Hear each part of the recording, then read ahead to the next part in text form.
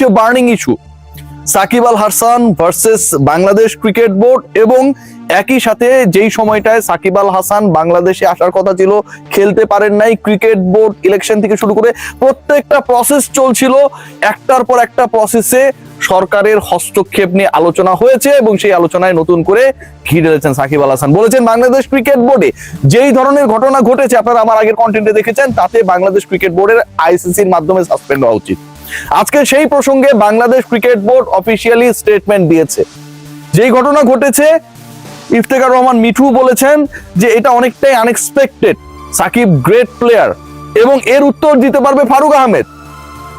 রকিবুল হাসান বলেছেন বাংলাদেশ ক্রিকেট বোর্ডের এই মুহূর্তে বিপিএল গভর্নিং কাউন্সিল যেটা রয়েছে এবং টেকনিক্যাল কমিটি যেটা রয়েছে, টেকনিক্যাল কমিটির যিনি চেয়ারের দায়িত্বে রয়েছেন স্বাধীনতা পদকপ্রাপ্ত রকিবুল হাসান বলেছেন সাকিবের এগেইনস্টে যেই মামলা করা হয়েছে ইটস জাস্ট আ ননসেন্স। অর্থাৎ ঘটনা যা, তাতে বাংলাদেশ ক্রিকেট বোর্ড যেন অনেকদিন পর ঝেড়ে কাশলো। বাংলাদেশ ক্রিকেট বোর্ড যেন আজকে নতুন করে স্বাধীনতা ভোগ করছে। 31 ডিসেম্বর 2025 বাংলাদেশ ক্রিকেট বোর্ডের গুরুত্বপূর্ণ দুজন ব্যক্তি, ইফতেখার রহমান মিঠু বিপিএল গভর্নিং কাউন্সিলের সদস্য সচিব, আম্পায়ার্স কমিটির চেয়ারম্যান, এক্স মিডিয়া কমিটির চেয়ারম্যান, এবং রকিবুল হাসান স্বাধীনতা পদকপ্রাপ্ত একমাত্র ক্রিকেটার বিপিএল টেকনিক্যাল কমিটির দায়িত্বে যিনি রয়েছেন, যার কাঁধে পুরো দায়িত্ব, তিনি জাস্ট বলেছেন যে মামলা করা হয়েছে, সাকিব ছিলেন কানাডায়, বাংলাদেশে যে ঘটনাগুলো ঘটেছে এটা জাস্ট স্টুপিড ননসেন্স।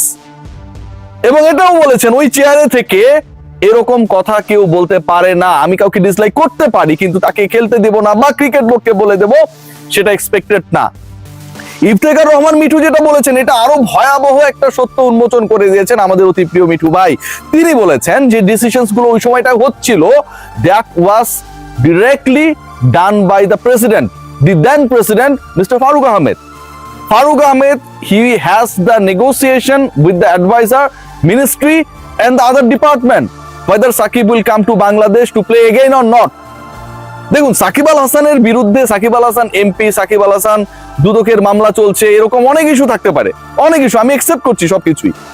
কিন্তু যেই কথাটা আসলে হয়েছে যে সাকিব আল হাসান ওখান থেকে কিভাবে একজনকে হত্যা করার আদেশ দিলেন, এটা একটা ননসেন্স ব্যাপার ঘটেছে। রকিবুল ভাই বলেছে, এটা আমার কথা না, ডেফিনেটলি এটা একটা ভ্যালিড পয়েন্ট।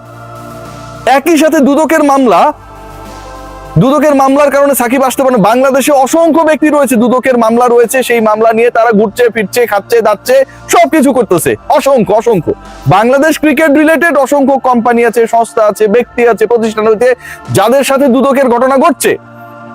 সাকিবের ক্ষেত্রেই সাকিব আসতে পারবেন না, খেলতে পারবেন না, অথবা সাকিবের ক্ষেত্রে যখন এরকম একটা স্পেসিফিক বক্তব্য ওপেন হয়ে যায় যে সাকিব আল হাসান বাংলাদেশের হয়ে যেন খেলতে না পারেন, সেই ব্যাপারটা বাংলাদেশ ক্রিকেট বোর্ডকে বলে দেওয়া হবে।